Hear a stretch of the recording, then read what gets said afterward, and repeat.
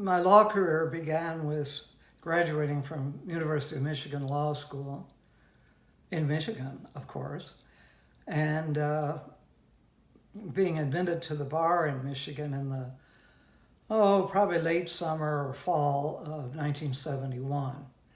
I joined a small law firm in Detroit who had recruited me for a summer associate position. So I worked for them during the summer. I couldn't practice technically, or I wasn't admitted yet, but soon got admitted.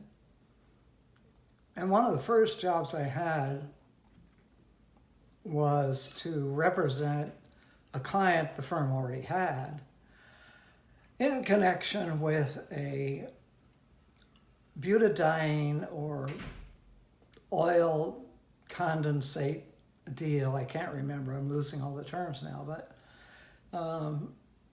in Zurich, Switzerland. And the client said at a dinner with Murray Jones, who was my mentor in the firm, I want Bob to go to Zurich, negotiate this deal. I think he can do it, even though he's young. And I'm in my mind thinking, you don't mean Zurich, Zurich. You mean like Zurich, New York or something. And he said, we've got your reservations all ready. You'll leave on Swiss Air flight so-and-so, and the car will pick you up. And it was all sort of done. And I got his instructions for meeting someone to talk about this deal, which never worked out, but I got to go to Switzerland. And I'll never forget, the plane stopped in Munich, in Germany, and the big sign at the airport on the main building said Munchen. And I thought, oh God, I'm on the wrong plane. I've stopped at the wrong place. What do I do? And the stewardess was saying something about, now that we're in Munich, locally Munchen. Oh, okay, felt better. So I sat on the plane, took off, and went over the Alps. Now, young people today use the term, oh, that's awesome. Flying over the Alps and seeing their extreme majesty and height and everything else, that's awesome. And I was spellbound. I was awestruck, frankly, and just stared out the window forever while eating Swiss chocolates, because it was Swiss Air. And we soon landed in Zurich, I guess. And Zurich is primarily Schweizerdeutsch speaking. I guess it's in the French sector. I don't know. No, it isn't. I think it's in the German sector. It doesn't matter. And stayed at the, I can't remember the name of the hotel. It's a very famous old hotel that's still there, quite fancy. And someone met me at the plane and shoveled me into a Rolls Royce or whatever it was and sped me away to this hotel, the Borolac. In French, it would be Border of the Lake Hotel, Borolac Hotel, which was on the border of Lake Zurich, I guess. A magnificent old building, probably Art Deco or whatever. Went in behind walls in the courtyard and was conducted in, didn't have to touch a bag. This was all new to me, understand. I had never been anywhere except the seashore in New Jersey, which is not quite the same, trust me. Conducted in as though I were a famous personage. They treated all their guests that way. And walked up to the desk, ready to sign in and give my credit card and all. And they said, oh, Mr. Leidig, welcome. They pronounced the name correctly, as they would. And Mr. So-and-so will show you up. He was one of the assistants. So we went up the staircase, which was granite, I'm not sure, not a circular staircase, but a curving staircase up to the top. And as I went up, I saw a lady in a white uniform and a cap coming down and placing a pot of lilies on each step next to the railing on each side. Talk about spectacular. I mean, it was sense burning. It was so wonderful. Big pots of these white lilies. So I couldn't act like it was nothing because it was something. And I got up to wherever I was going, I forget, second floor maybe, and conducted into this very grand, large room with a bath as big as it was. Huge marble tub. Oh, I shouldn't say huge. Somebody else says that. It was bigger than Bigley, let me tell you. And it was all marble. The walls were marble in the bathroom. 2 sinks, all the accoutrements you could imagine. 100 towels, probably. And I had to get a shower, which I always did for all the years after, whenever I arrived somewhere. So I stood in the tub and got a shower with a hand shower, a telephone shower, which I had never seen before, but I acted like I had, although there was nobody else there. And I made the mistake of leaning against the wall, and I pressed the button for the maid. And next thing I know, a little knock on the door. They just knock on the door and then open. And she opened and she said, Monsieur Leidig, what would you require? And I said, I don't think anything. Oh, well, you pressed the buzzer. We want to make sure you have everything. Thank you so much. So that was a little surprise. I didn't hit that button thereafter. And I proceeded to get dressed in my lawyer garb, probably a navy blue suit, and descend those grand stairs with all the lilies, which is even more spectacular by then, and went to the dining room where I had breakfast. It was quite nice breakfast. And I had received a telephone message from the client that I was to meet Mr. So-and-so on the border of the lake, in this case, Borolak, not hotel, but outside the gates, big stone walls. To walk straight ahead, I would see benches along the lake, and I should sit at one and read the International Herald Tribune. This is really Agatha Christie at this point. So I never thought anything of anything my whole career. In sticky wicket situations, never thought of it. So I proceeded, I got an International Herald Tribune from the hotel, and went out straight ahead, plunked myself on a bench, and sat there looking at the semi-frozen lake. It was quite cold.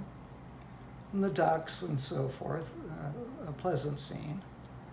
And then I realized someone had seated himself next to me. And I thought, maybe this is the guy. So I held my paper in front of my face. He had a paper that he held up in front of his face. This is so 1972 movie, but, and he said to me behind the newspaper, "So you're here for the contract?" I said, "What contract?" I guess he said oil. I think that was it. Because that was the big oil crisis time. And I said, "Oh, we'll see." Trying to play a 90-year-old cool spy guy. "Oh, well, if you don't have it, then..." I didn't say I didn't have it. I said, "We'll see." So he said, if you don't mind, come with me. I'll show you specifications and so forth and so on. And I didn't want to go with them. I said, "Well, that's all right. Can't we do it here?" "Well, I will have to telephone and get the papers here." I said, "That's fine." In those days, we did not have cell phones, remember? So he had to trump somewhere into a phone box and call his office. And next thing, a little fellow came and handed him a folder. And right there, I looked over behind his paper, sneakily, I thought, to see what the specs were, and they looked like what my client wanted. I didn't know a lot at that point. Believe me, I didn't know a lot. It could have said starched nurses' uniforms, and I would have thought it was fine. But I knew enough to know it was okay. And he said, so, are you doing this transaction? And I said, well, I must speak to my client. Why? Why? Isn't this good enough for you? I said, it looks fine, but my client is the ultimate purchaser. And you know who it is? Yes, I do. Yes, he did. So I said, you will have to give me several hours to reach him because it's already in the middle of the night in New York, where he is located. So I will not be able to come back to you until sometime in the morning. I will stay up all night, doesn't matter to me. And if I call him at 3, it'll be about 9 his time. That's probably going to work. Okay. So he turned and shook my hand, and I shook his hand, and we closed our papers, and he went away. So I closed down the spy operation and went back to the hotel and had lunch, I guess. I don't know. And I talked to the client in New York at the appointed time, and he said, it looks like it's okay, but I've gotten some intelligence that I'm not sure these people actually have the clear title to these big tankers of oil. So don't sign anything. And I said, I wouldn't sign anything anyway, unless you authorized me in writing, actually. Over the years, he trusted me more and more, and I could sign anything for him, but I wasn't in the mood to do that then. I didn't think it was correct. Too much risk. So I stayed there several days. I went about the city and saw some great art and took a tram up the Little Mountain, it was called. I went to the chocolate shops, the pastry shops that they're famous for. And Bally Shoe Shop was there. Bally is Swiss. And I had a pair of Ballys that fit me like gloves. And I went in. The prices were much higher than the States, so I didn't buy any. But anyway, I traveled around the old town. All of Zurich is the old town, actually. And got to see it, which was great. And then my client showed up to double check things. And he took me to dinner at a restaurant, which was so spectacular. It was old, up in the hills. And it had pretty pictures on the walls. They looked a lot like Degas and Monet. And my client said, they are. Oh, okay. It was spectacular. It really, not fancy, like Americans would think of it, but true, whatever. And I was bug-eyed with these paintings and took time to look at them. Pictures of Giverny, is that Monet? I think. The lilies and so forth and so on. These were small. And for dessert, we had a chocolate mousse, which was done in one giant bowl. They just spooned it out of that bowl into coupe kind of cups, coupe cups. And it was delicious. And the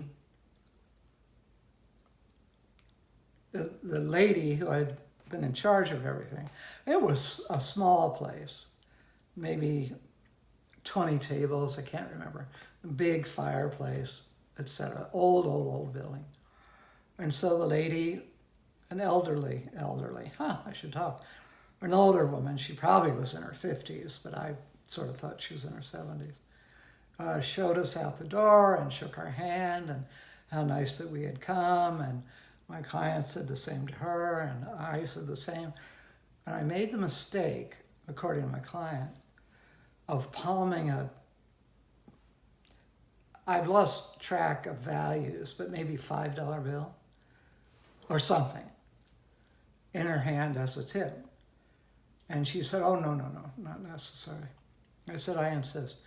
And my client later said, you never do that. Do you know who that was?